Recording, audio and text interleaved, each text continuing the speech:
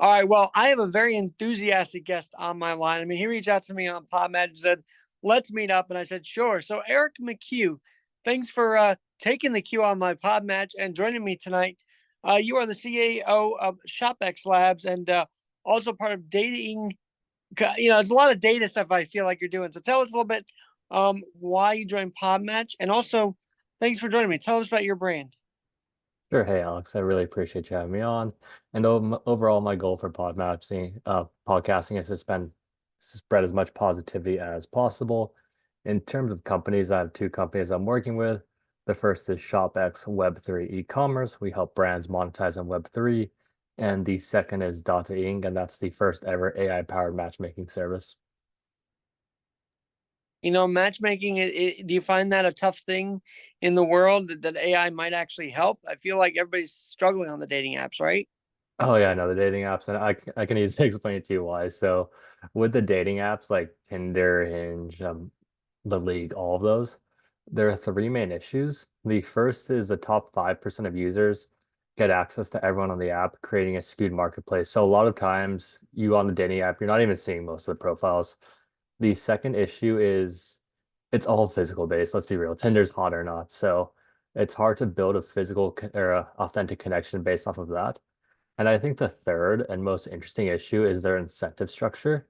So if you think about it logically, if Tinder were to match a happy couple on the app, the happy couple then leaves the app. Well, hopefully, hopefully they leave the app, and then Tinder then loses a paying customer.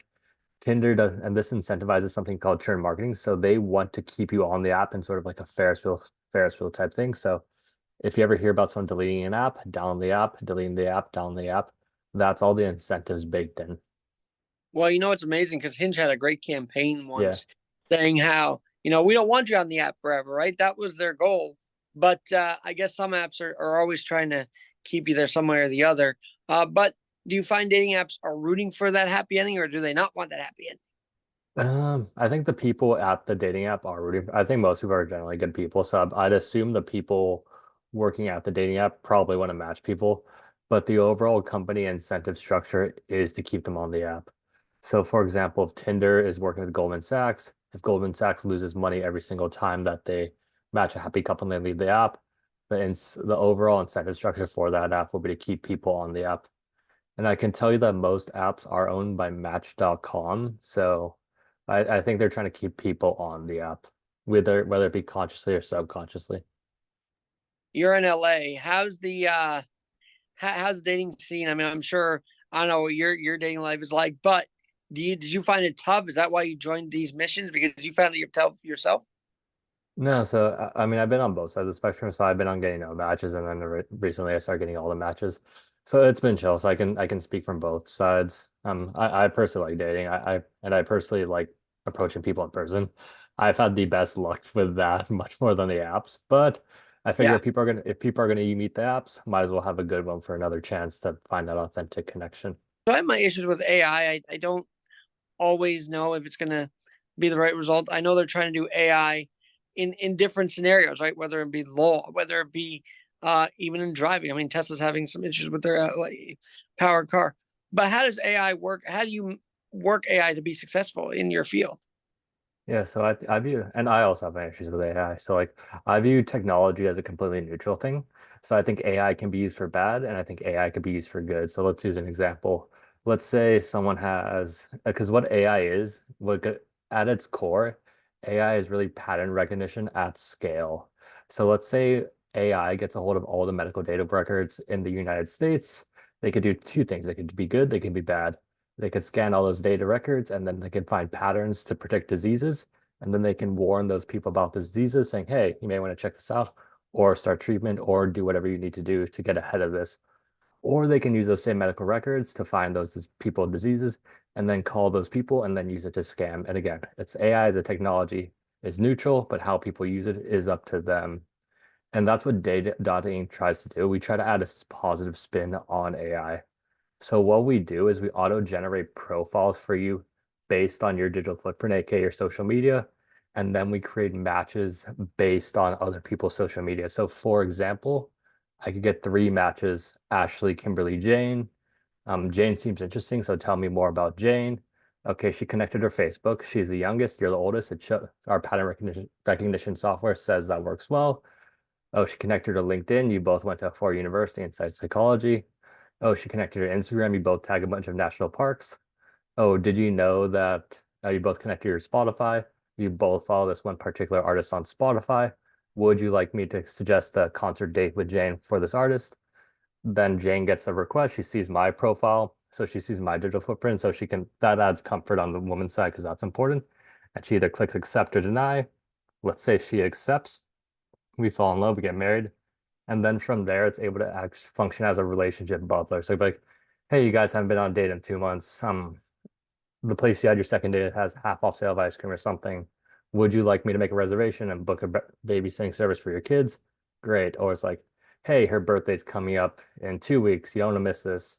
She just added this item to her Pinterest board. Would you like, this might be a good gift type of thing. So it And can really help. actually goes into like what happens after the relationship that begins basically. Yeah, so it's our incentive structure. So how Dotting makes how we're gonna make our money is if someone likes our app, they plan the date within the app, then they pay for the date within the app. We would get a commission from more dates planned. So more happy couples we make, the more dates. If they like the app, if it's suggesting good dates, they'll use the service. And if it's not suggesting good dates, they'll just plan it themselves.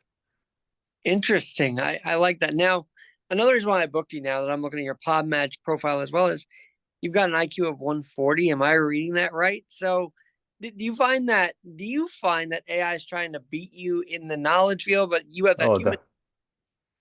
yeah, no, yeah. First of all, I think IQ is pretty dumb. I don't IQ I don't think is a good metric. I just had to take a test a while back, and I think emotional intelligence is much more important than intellectual intelligence. So like EQ is more important.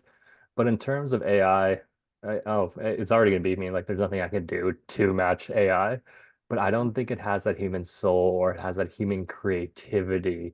So that's why I think both like AI I think is like bots, humans as humans, but like a cyborg, that's when AI and humans really work well together. So for example, like if I were to write a code, like let's say I'm using AI to design a graphic or a logo, I have to give it the general outline and then I can optimize it. Or if I'm using it to write copy for emails, I'll never send it out without like reviewing it myself. And in terms of human creativity, I think people can really pick up when someone put their heart and soul into something. So that's why when you look at a beautiful piece of art, a beautiful piece of architecture, you're like, oh, you feel good because it's high vibe. Whereas if you look at the same piece of art and like a copy or picture, you don't get the same thing because people can pick up on authenticity either subconsciously or unconsciously. So AI can't replace that. I'm looking at your profile, and my goodness, it seems like you're a very grounded person. You talk about being in the present with all your different mantras, mottos. Tell me about how your present feeling, that grounded mindfulness every day helps you become, get into that role of CEO every day and whatnot. And the stressful day, right? So how do you get grounded through that? Yeah, so the cool thing is I don't really experience stress, and maybe I don't experience stress because of meditation. So I have a pretty deep meditation practice. I went to a 10-day Noble Science Joshua Tree Vipassana meditation thing, and that was transformative. That was beautiful. So every day, so what you do is it's the method that Buddha used to reach enlightenment. So the first 3 days, you focus your area around your nose, you start to pick up different sensations, and then you scan your body back and forth over and over again. And what this does, it extracts the traumas that are stored in your body. And once you extract enough negativity, you become a positivity generator. So I start every morning. I wake up at 4:20 because I find it funny. I start with some meditation, do some community work, go to the gym, and then I start my day. But in terms of the present moment, I mean, there's no real reason to not be in the present moment. If you're in the past, what can you do about the past? I mean, obviously learn from the past, but then you're living in regret. If you're living in the future, that creates anxiety because you're just creating situations that haven't happened yet. Like, and Mm. for example, if let's say you have a business meeting, like let's say you have a stressful like presentation or business meeting tomorrow and you're stressing about it the whole day, what's happening internally is your body, even because you're thinking about it, they think your body thinks it's happening right now. So you're producing stress chemicals, which are not good for you long term, as opposed to if you're producing chemicals of calmness. So there's that reason too. So, and again, like the present moment's all we have. That's where the real magic happens. That's where all the infinite possibilities are. So might as well focus on that. Well, I see that you're talking about dataing, but also at the head of your bio is about ShopX. So when you come on these different things, what do you like talking about more? I feel like I got a passion for the dataing, but tell us about ShopX a little more. Yeah, no, and to be honest, I like talking about whatever the host likes talking about. So whether it be spirituality, meditation, because obviously I'm in a very fortunate place where I have two buzzwords under my belt, like AI dating and Web3 commerce. Usually the host likes to pick one of those two, but ShopX, I'm a bit scrambled, as you could tell. So I like to go from one thing to another because I feel like, if I'm going to interview someone, get the most out of them as much as they want to share. So I like talking about whatever adventures you got going on right now. I think we're the similar because I have slight ADHD where I just jump around, which is why it's nice to do two companies because it's like I'll do one ShopX task in the day, then go to dating, then back forth, and just really what comes up. So Another, shop. Go. another reason why, though, is because of the conversions. And so for me, as an affiliate marketer, right, I find it tough to get that conversion rate up. Even with this podcast, like, all right, I could share it till I'm blue in the face, but that doesn't mean everybody's going to download it. Now, luckily, I have a 40,000 downloads in 10 years, which is good. But Eric, when I look at increasing conversions, my eyes light up because I'm like, yes, how do we get there? How do we do that? Is it the in your face mentality or is it individual sharing that I should do more? What do you suggest? I don't know. I mean, it really, for podcasting, you just have to keep going along. And the cool thing about podcasting is everyone's on the same podcasting team. So, for example, I think podcasting is a very powerful relationship. Like, and what I mean by that is I wouldn't be on this podcast if it didn't benefit me, but you wouldn't host me if it didn't benefit you.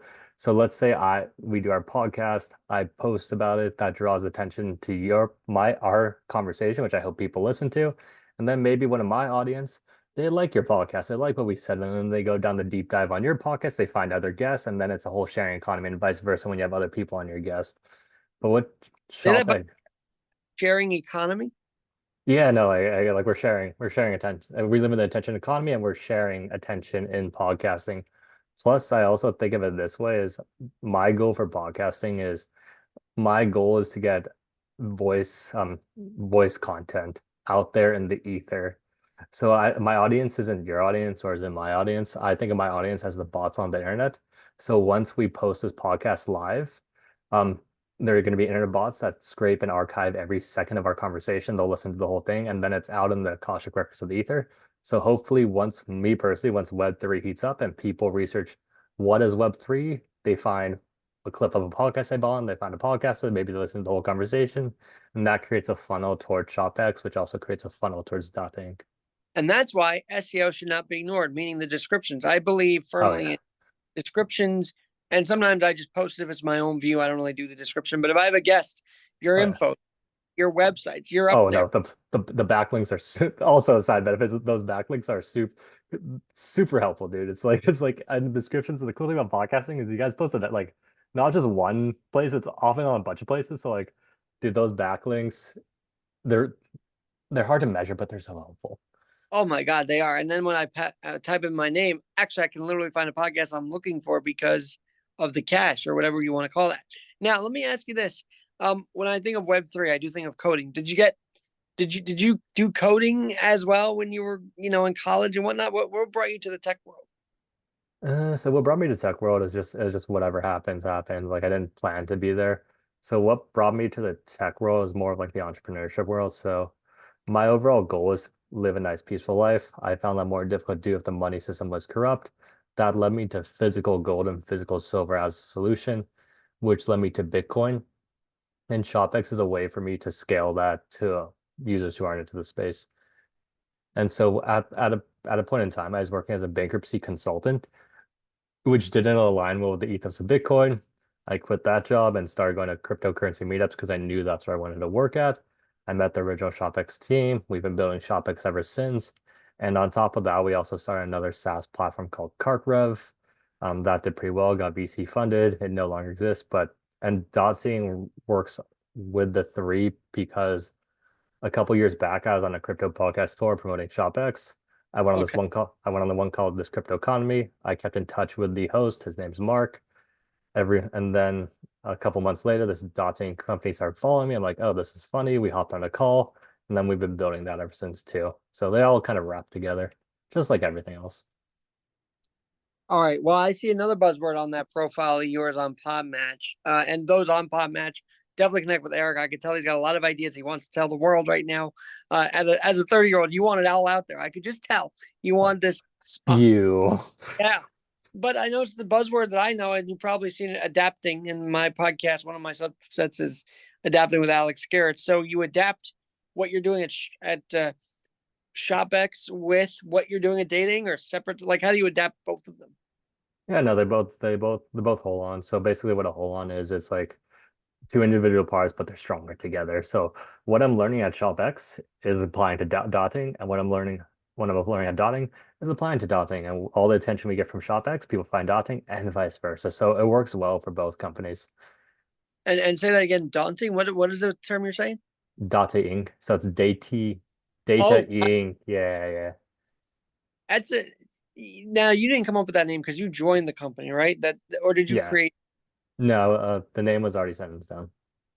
Tell me about being an entrepreneur. Do you find that, because to me, and maybe, I gotta say, I've seen the Occupy shirt on, so I feel like maybe back in the day when you felt Wall Street wasn't doing well for everybody, entrepreneurial spirit was kind of killed, wasn't it? So how do we get that back up? How do we get the entrepreneurial spirit back up? I feel like we got to in this time now.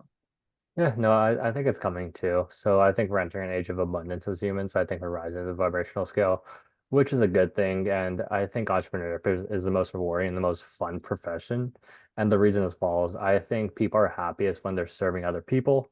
And I think God, the creator of the universe, I think that he or she or whatever you're gonna call that consciousness, they give each of us individual gifts. So I'm the best Eric McHugh in the world. If you try to do me, you can't beat me at being me.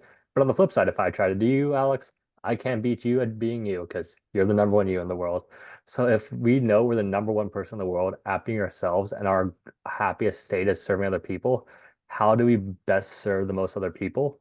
We have to follow our intellectual curiosities and use those skills to serve the collective. And if we do that, that's how we add the most value. And I view money as a neutral thing. So I think they're a good way. First of all, I 100% believe in karma. I think if you do bad, bad things happening. If you do good, good things happening. It's not that complicated.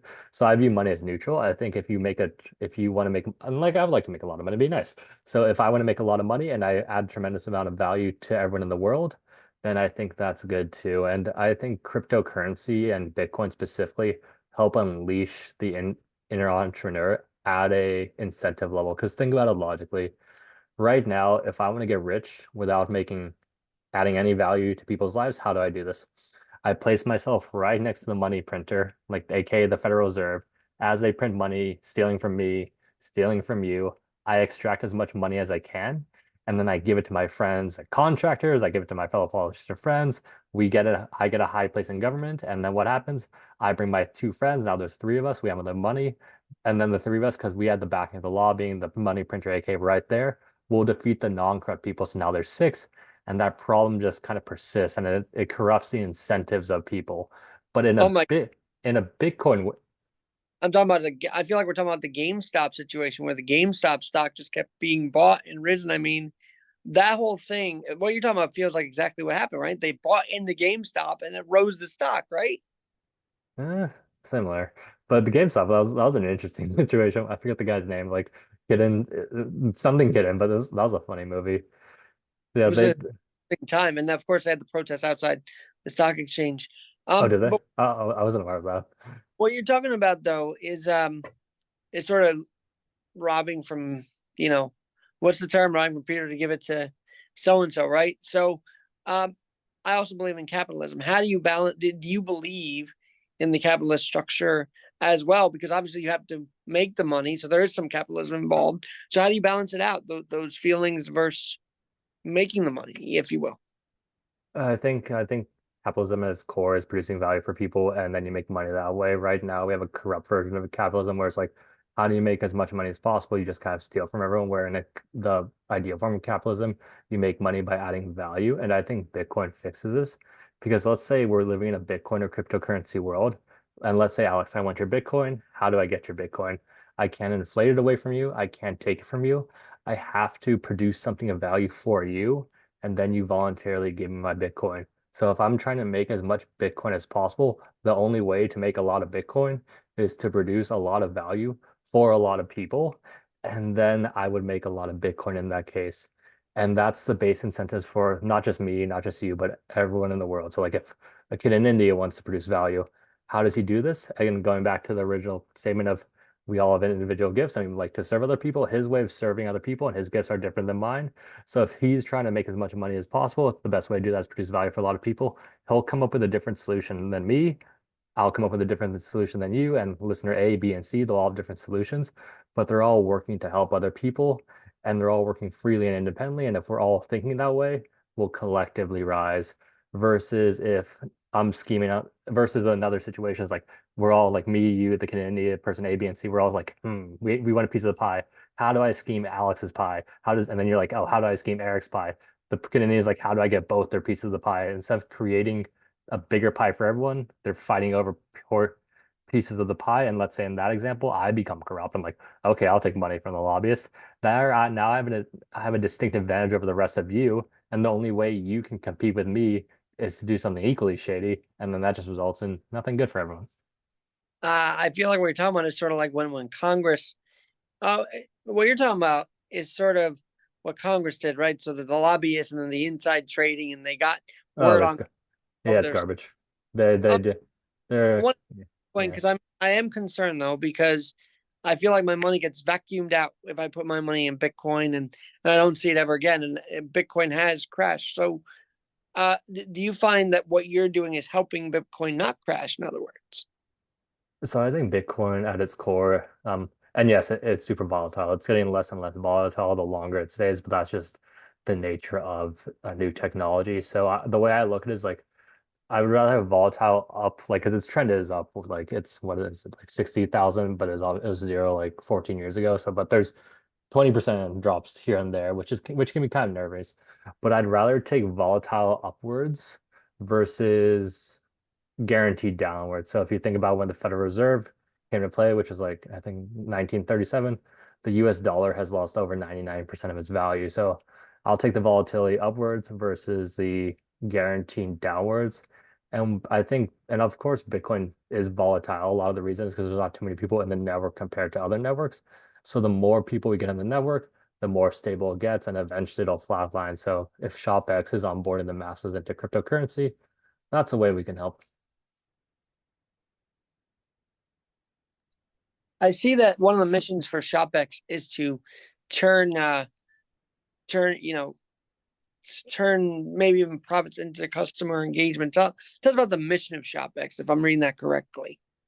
Yeah, so the overall mission of ShopX is to onboard cryptocurrency to the masses and create accurate incentives for people to want to enter the space. So there are two main reasons cryptocurrency isn't adopted right now. The first is the UI. UI for the average user. Like I can't send my mom to purchase a cryptocurrency product other than like Coinbase. It just won't work. So as more and more major brands enter the space, more capital enters the space, they fix that problem. And the cool thing about Web3 is it's composable, essentially meaning it's compound interest software we build off each other. But what that means is pretty much just copy and paste. So when someone figures out a solution, people copy at that, and then everyone figures it out, and this whole system becomes anti-fragile. The second reason is the incentive structure. So like my mom, she has no reason to enter the cryptocurrency. She's like, why would I care? And I'm like, Mom, you won't. But if we're offering e-commerce brands incentive to enter the space, if her favorite brand, let's say Sephora, is using ShopX, the product they produce is offering like a 20% discount across specific products. If she wants that discount, then she can purchase the NFT pass. And then that's a reason for her to enter the space. Now, does that mean almost like affiliate marketing, where you get a link and you share it out to your masses, if you will, and you get the discount just by doing that, or does it a different field I'm talking about? A different field. So it's more so you have a pass and you gain specific benefits to whatever the brand decides. So if, let's say the brand, I'll use Fox TV since they're our biggest client. They have a show called Krapopolis. If you own a Crap Chicken NFT, you get exclusive access to discounts on the merchandise. You get exclusive content. You get a vote on stuff in the show. Your Craft Chicken may show up in the show because it creates a connection between the creator and the consumer. So in terms of affiliate marketing, that's what the other startup actually did. It replaced affiliate links with one singular link. So Okay. what that was is like imagine you get one link, Alex. carverup.com/Alex, you could add all your products to one link. So not just a Nike.com/Alex and an Adidas.com/Alex. You could add Nike and Adidas to your specific link. And then and then me as a customer, I could be like, okay, I like Alex's vibe. Let me purchase these two products from one checkout. So that kind of replaced the affiliate links. So you're telling This me sharing too many different links from different and it's confusing people basically. Correct. So that's what we solved in the past. And another issue, and I know this personally because I worked with affiliate programs, is the attributions on the affiliate links aren't they're not accurate. Like I could go through your link, someone else will get the sale. And I know this because I've proven this. We've had people just sign up like next to each other. It's like use this person's link and then the sale shows up on someone else's. So the whole attributions backend is kind of a mess. And that can be really disheartening too. Because like for example, because I used to run like the Ease's affiliate program where it's like it's a cannabis delivery. It's like you sign up through the affiliate code, you purchase the product, the affiliate gets $20 or whatever the reward is. And that can be disheartening if like obviously as an affiliate, most of the time your first customer is like your friend or something. So like, Right. hey, can you use my link? You text them the link, they use the link, they get their product, and then you see, oh, well, where's my reward? And then just doesn't show up and there's no one you can talk to. And it's like, well, now the links don't even work. So like that's a pretty bad first impression. And that's all Oh, it's a this is what's funny is I've been booking people through Podmatch and people like yourself. I find myself getting answers for my own brand instead of, and I feel kind of selfish doing that. I guess I shouldn't though, because this is getting no. answers for me personally. I mean, this is great, but I want the audience to learn from it as well. So I guess it works two ways, right? It works. It works. I mean, my goal is to help. My goal is to help people. Your goal is to help people. So if I can help you, maybe that helps someone else. We don't know. We don't. Maybe someone else. Hope maybe someone listening is having the exact same problem you are, and hopefully this helps them. And if not, it's a fun conversation regardless.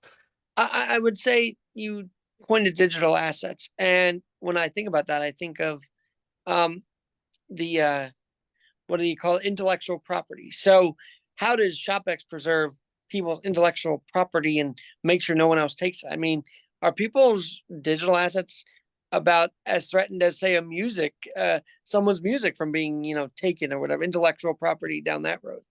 Yeah, no, so it's much better. And the biggest, and I'll show up the Tupac. I think as the Tupac example. So after he passed, there's some other major artist. The person who owned the music wasn't Tupac or his family. It was actually the recording label. So the family didn't get anything. So if his assets were on the blockchain, they're passed down to like his family. They wouldn't have been able to get all that on. And the cool thing about the digital assets, like let's say Tupac were able to, let's say hypothetically Tupac were able to split up his song in the forms of NFT. So the first 10 seconds, there's one of these in the world. It's his 10 seconds. Someone, mega fan buys this one digital asset. Every time that song gets played and Tupac gets paid, automatically on the back end, whoever owns that portion of the song could get paid as well. And another cool thing is it builds a relationship between the artist and the consumer. So let's say hypothetically, I'm an artist, it's my first show, you're one of my homies, you're coming to support, you purchase that ticket or you purchase an NFT. Now there's a connection between me and you forever. So now I can send value your way, you can send value my way.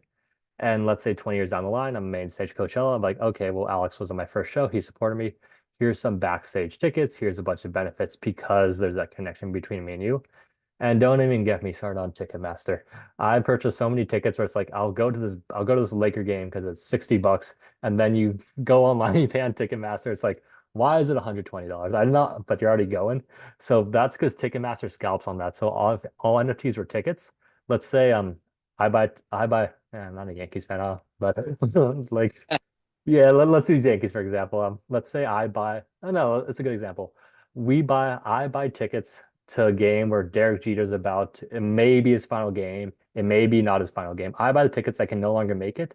Instead of going through Ticketmaster and both of us eating like a 50% fee, I can sell it to you directly. You have the ticket. You scan. Let's say you go to the game. It is Derek Jeter's last game, and then now there's proof of attendance saying, oh, he was at this game. It was Derek Jeter's last game. He has the NFT to prove it. And then they can airdrop you benefits like, okay, well, you're at the NFT. Here's a specific digital collectible. Like think of like a trading card, like a signed autograph. It's like your wallet, the ticket, whoever went there has that digital collectible. And then you can redeem that digital collectible for like No, knows in that autograph. you want. I mean, I don't ever collaborate with people like this, but I think you're up for collaboration. There's a group called Candy right now, and so I went to a Philly game, and they gave me an NFT of being at that fireworks night against the Cardinals. So I get what you're saying, and I'm thinking again about the podcast world because all of us. You have a podcast also, right? Or are you just guesting on a lot of different ones?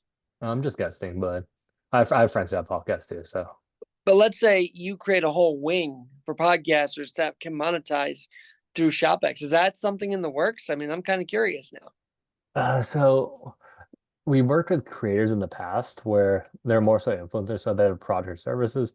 They can sell their uh, NFT and this can grant them specific content or merchandise and all that stuff.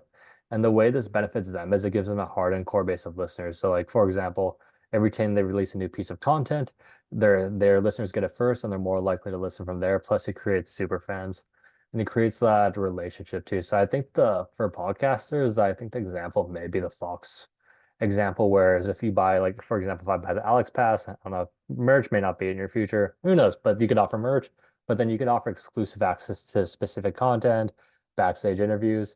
And let's say hypothetically, your podcast becomes the next Joe. I hope it becomes the next Joe Rogan. You become the next Joe Rogan because I had that NFT earlier. You know who I am early because I supported you early on. If your brand becomes the next Joe Rogan, more people are going to want my pass. It could therefore increase in monetary value too, and I get rewarded too. And if I decide to sell the pass, like whatever benefits you decide to give the pass, I can pass it on. And then you as a podcaster can program in royalties too. So if I sell the pass, you can get Bro, whatever percent, you can get whatever percent you want. The pass gets sold again. You can get royalties on that too. So it's all programmable. access. Can someone, a creator, easily sign up with you? Is there a fee to sign up if people are interested in this? What we're talking about? So the requirements are you need to have a Shopify or WooCommerce store because we mainly work with like e-commerce brands. So that's the main thing. The products and services free. We have a tokenized software license system where just like if you buy Word, you buy like software license, like access to with software licenses. Ours are just tokens. So you have to get the right amount of tokens to gain access to products and services. And then from there to launch the pass, it's free. Like we don't charge anything. You're 30 years old. So when did your success start? And I feel like you're the type to say, I'm not successful yet. I'm just running these companies. I feel like you're the type to say, I'm not successful yet. So I don't say that. But you are successful. I mean, you're a 30-year-old entrepreneur. When did you start? How old were you? In terms of entrepreneurship, probably 23, 24. So like that's when I quit my consulting job and that's when I really went down the Bitcoin rabbit hole and that's why I was at the VC incubator. So I guess that if you want to give that the exact point, but more recently, after it's probably actually the meditation retreat where it's like I'm just happy all the time after the meditation retreat. So I would say that's a bigger impact in my life where it's like you're happy, you don't really want anything, you don't really need anything, and things tend to work your way out. So after the meditation retreat is where I'd actually give it. Now, 30-year-old entrepreneur, do you have the big yacht yet? Or are you working toward that? Or I mean, we see you in your apartment. So it seems like you live a pretty normal. I didn't say normal, but when I think of entrepreneur, I think of like the yachts and all that other stuff. But you got a pretty good setup over there. So Uh, I can't complain. I live in a nice area. For me, it's like I don't particularly care about physical things. Like this is an Old Navy shirt. I wear it. I keep everything simple. I drive a Honda Civic. I don't particularly see myself ever buying a yacht because I don't really want one. I don't see the point of a Lamborghini. My main thing is I like maintaining freedom and peace of mind. So if I have no one telling me what to do, kind of go where I want, then I'm generally happy. Because again, like the uh, meditation thing is like I'm happier sitting in a corner of my room than I am on a yacht anyway. So it's like, why would I care about a yacht? I feel that energy. I feel that, as you said, the vibe earlier. I just feel like I would say a bit of George Harrison in you. The Beatles look, the very Oh yeah. late believe in God. I mean, George Harrison was sort of that way too. I gotta ask you this, because when I also think of 30-year-olds that are making it, that are entrepreneurs, and yet some would view them as trust fund babies. Does that term bother you at all? Because I mean, you made this on your own. You are not a trust fund baby, right? No, no, not at all. But no, I mean it doesn't bother me. It just if you're bragging about something, like no, like who am I? I don't like to compare myself to other people just because that doesn't benefit me at all. So if I'm comparing myself to a trust fund baby, it just has a negative impact on my own life, which has a negative impact on those around them. So I try not to. But if you're bragging, you just kind of look like a fool if you're bragging about it. It's like you're an idiot. Like you're just harming yourself. Like because I think we're thinking about the same type of trust fund babies, or like they just have a bunch of money and they think they're better than them. It's like then you just bring up then the question I like to ask is like, okay, well, what value do you bring? And then the trust fund babies like they stutter. But if then they're like, well, then you're not nothing. But like at the same time, if the trust fund baby is using his capital to add tremendous value to the world, I view that as a good thing. Very interesting point. And some of them don't. I feel like they just blow it out of. Well, yeah, because most trust fund babies, it's three generations. That money's all gone. So, but But all that, so Eric, you've got a great demeanor about you. I got to ask you how you keep cool when you see. Do you see the news? Because like I'm here at the new looking at what's going on college campuses, and it as someone of Jewish descent, I mean, not to go there, but I'm just saying there's just it's tough for me to turn off the news. In other words, how do you turn off? Do you turn off the news? Do you watch the news? I mean, how do you just keep calm amidst all the chaos going on right So for shopping specifically, I have to be on Twitter just because crypto Twitter is a big thing. And as you would imagine, Twitter is negative news central. You open Twitter, you're just like, ugh, just bombarded. We're just like, well, that's not what I don't want to see this bombing. I didn't want to see this like pedophile type stuff. But what I do is I look at it logically. So I think of everything in terms of energy, frequency, and vibration. So just like a radio station, when you turn to a specific radio station, you get that specific frequency. So that's why if you're sad, you're angry, you're loving, you're joyous, you're happy. Those are specific different frequencies. So that's why sad people attract sad people, angry people attract angry people attract loving people, and just all across the line. And to give you a scale, it's 0 to 1,000. Buddha, Krishna, and Jesus, they reached 1,000. So they're, I guess, the Chads of that universe.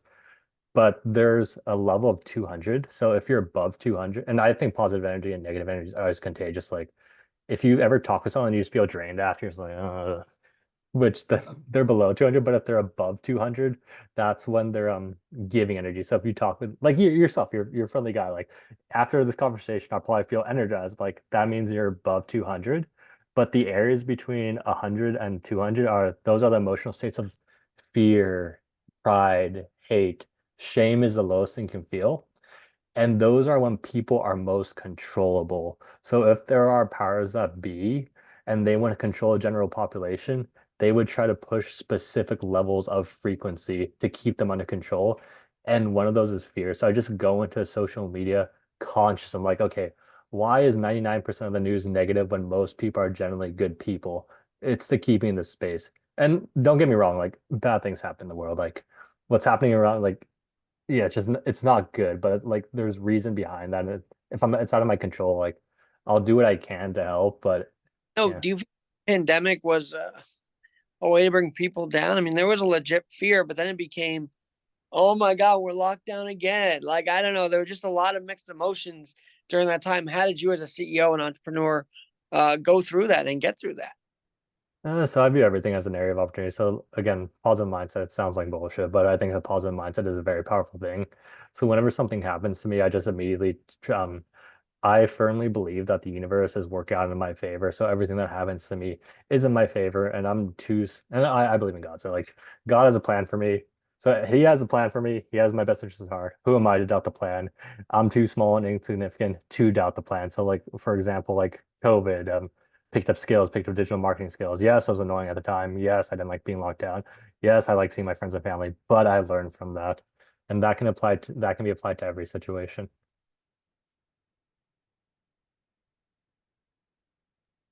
I honestly found it a breath of fresh air. I mean, not going into the office every day was kind of different, and it was like a time to reset. I think that's what I felt was a big reset, and then we got back at it. So I'm glad you were able to weather that. And did you have friends that because you got an open ear? So do you have friends that as an entrepreneur you were leaned on during that time? Would you say? And I feel like people lean on you there, Eric.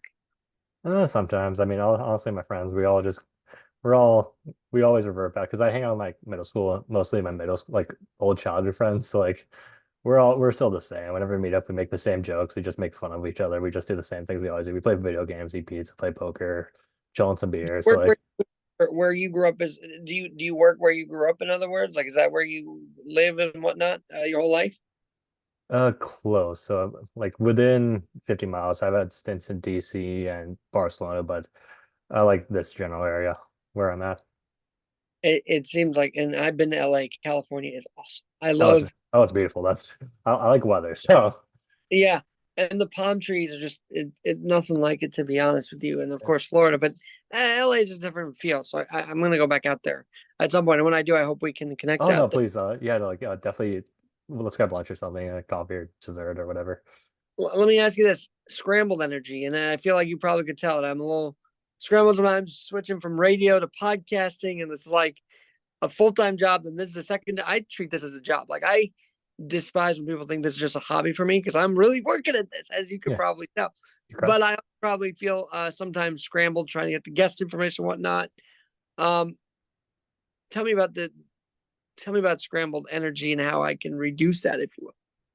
I don't know, dude. The only person who can answer that question is you.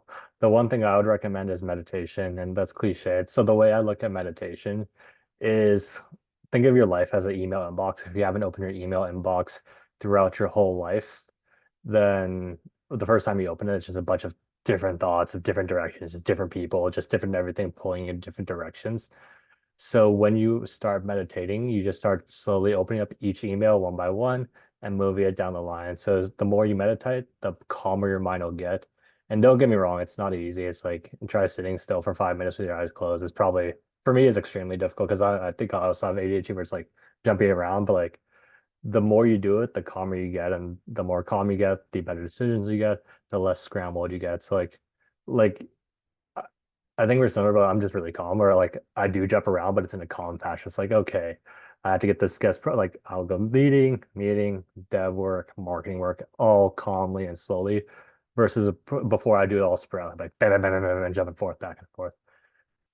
I feel like, and because I have the show One Leg Up, and you're going to be on my show One Leg Up with Alex Garrett, and because I was talking about talk to CEOs of one leg up on their field, and you clearly have one leg up in your field with technology and the dating app and the ShopX. But I feel like you have one leg up on a lot of your CEO counterparts, if you will, because you maybe channel the chakras. And I never talk about chakras, but I feel like dealing with Oh, meditation. Do yeah, you no. channel those? Yeah, no, like I I've opened more chakras than most people, and that gives you a huge advantage over most people. And the reason is also like it keeps you in a higher vibrational state. So like I'm generally trying to help as many people as I can. I wish everyone the best. I love everybody.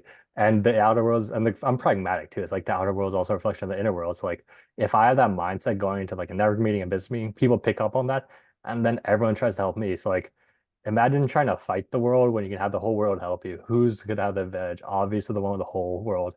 And on top of that, I think there are three planes of existence. There's physical, there's mental, and there's spiritual. Most people solely focus on the physical, like get jacked, get rich. But I think the real benefits lie in the mental and the spiritual. So if you're learning about those, like honestly, those are much more entertaining to me anyways. Connectivity. We talked about this a little bit earlier, but connectivity. I have reach out to more sports people because I see they're out there crushing it, doing their thing, and I want to be part of that journey, right? Yeah, Um, but I'm starting to say, you know what? I have connections too. Maybe if I start connecting them, they'll want to connect me more. I feel like there's an energy of, hey, I'm gonna help you out. We'll help each other out. We'll become friends. But that's how you do there are it. often I find maybe there are more people trying to connect instead of trying to make the connection. Do you find that? Oh, 100%. Most people, when they talk, they're just waiting. When someone else is talking, they're just waiting for their turn to talk. And to your sports people example, like if you treat someone like a celebrity, they're going to treat you like a fan. So I generally just try to treat everyone as equals because I think everyone is equal. Like the way I look at it is, if you think of God as the sun, I'm an individual ray from the sun. You're an individual ray from the sun. The plant is an individual ray from the sun. My brother's dog is also the same individual ray from the sun. So we have our individually, but we're coming from the same source in the sense we're the same. So if I were to like hate on you, that's effectively hating on me, which is kind of stupid if you think about it. Hmm, very interesting. And I know that well, I want to ask you this. And I was going to say, you have a calm demeanor, which is good because we had to reschedule this and all everything like that. You know, scheduling things happen, and yeah, I feel like you cruise through stuff like that, right? And that's important when things fall through the cracks. How do you handle that? Because CEOs, when things don't work out their way, they maybe fly off the handle, and you don't, right?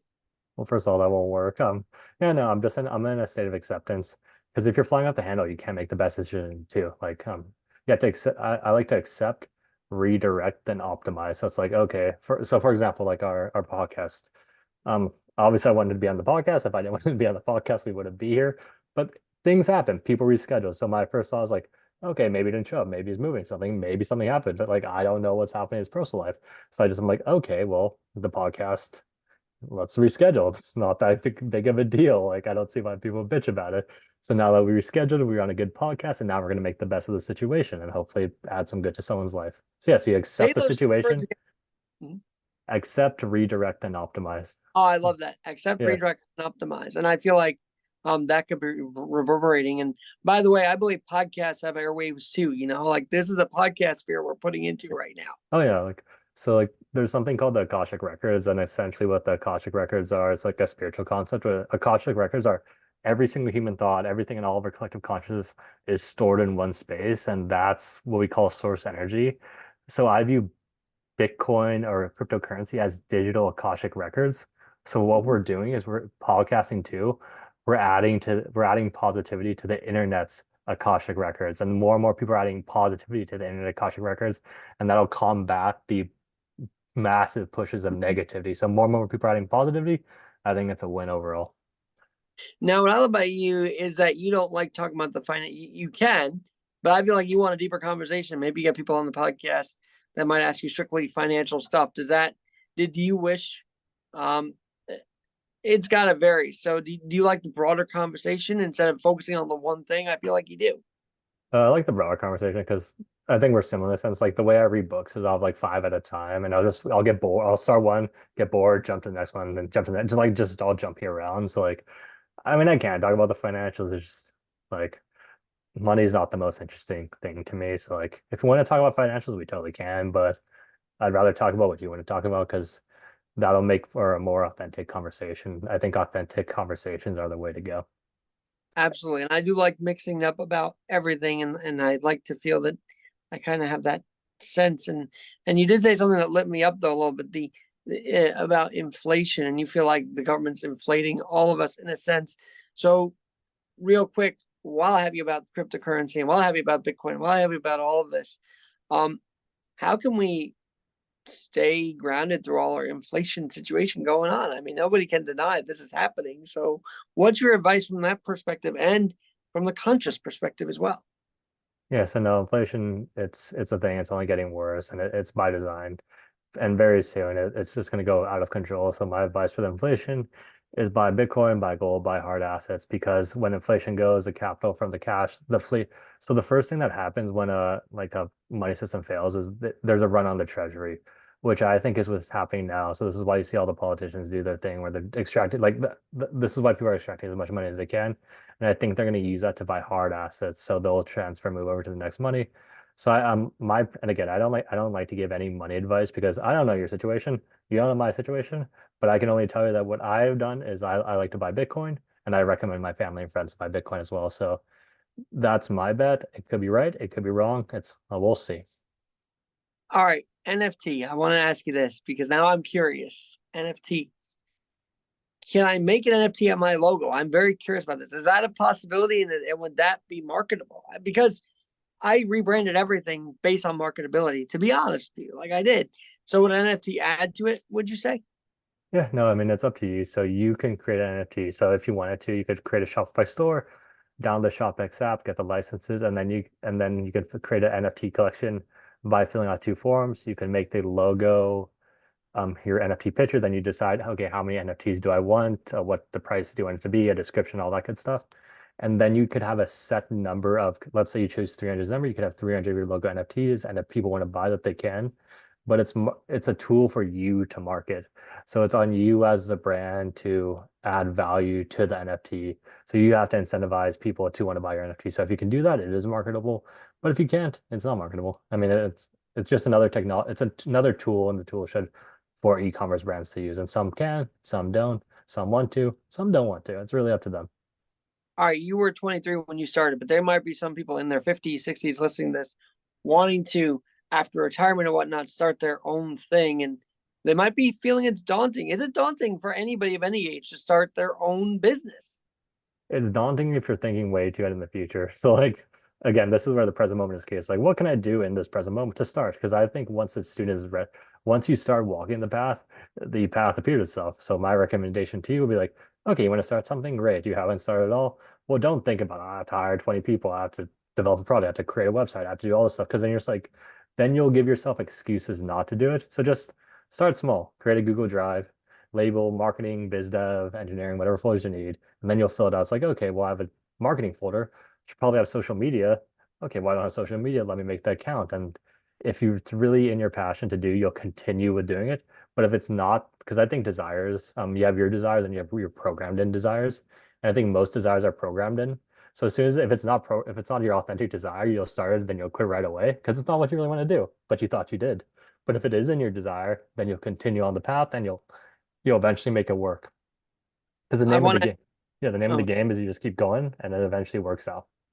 does it give you hope though that there are so many that want to start their own business? I mean, I saw applications through the roof that they want to start their own business in February. That's good to see, to be honest. Oh no, it's awesome. Yeah, no, it shows people want to do their own thing and they're following their own passions. And the issue with today, that's not an issue. It's like I get that it's hard to do when we live in an area of scarcity because, like you said, inflation, all the fear that's being pushed, it makes people fearful. Because like you can start your own thing if you can't pay rent, then you're scared of all the war and violence that's going on. Because at that point you're just like, okay, I need safety, I need shelter, I'm gonna keep my stable 9 to 5 job. But once we move into an age of abundance, which we are all moving in, then people have the courage to start their own things. And once one person starts their own thing, his friends are like, well, my friend started his own thing. Why can't I start my own thing? Now there's two, now there's three, and it moves upward that way. So I think we're going to move in that direction. And the fact so many people apply to start their own businesses, I think it's a sign that it's actually what people want to do. But there's obviously some lag and like you can't just like start. You have to, yeah, like some people have families, some people like people are in different places where like if it's what they really want to do, they'll eventually do it. If someone were to interview you, right, and you're this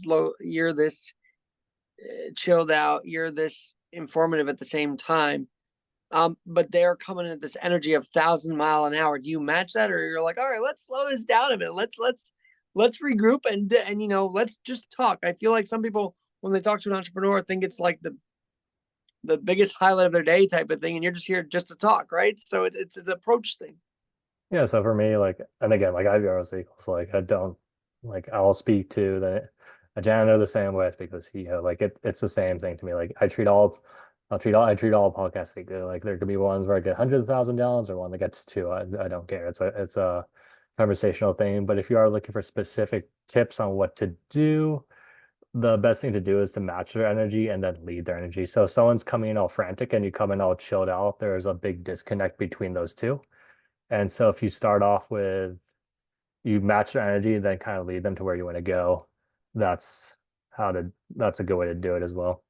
Eric, this has been a great conversation, And by the way, you are incorporating capitalism, but also the idea of sharing the wealth, if you will. And I think that's important. I feel like either spectrum, everybody's on one side or the other. I think we can mix both, can't we?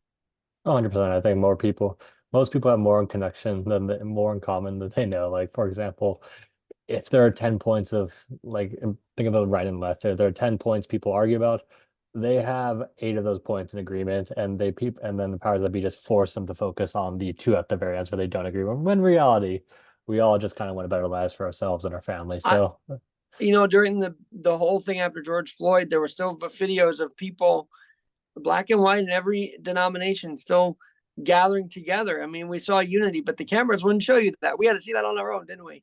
yeah, that doesn't sell. And again, it's they're trying to push that specific level of vibration where to control people. So And we say no. We're gonna put out a different kind of energy, and I like that. All right, before I let you go, someone wants to interview for a podcast.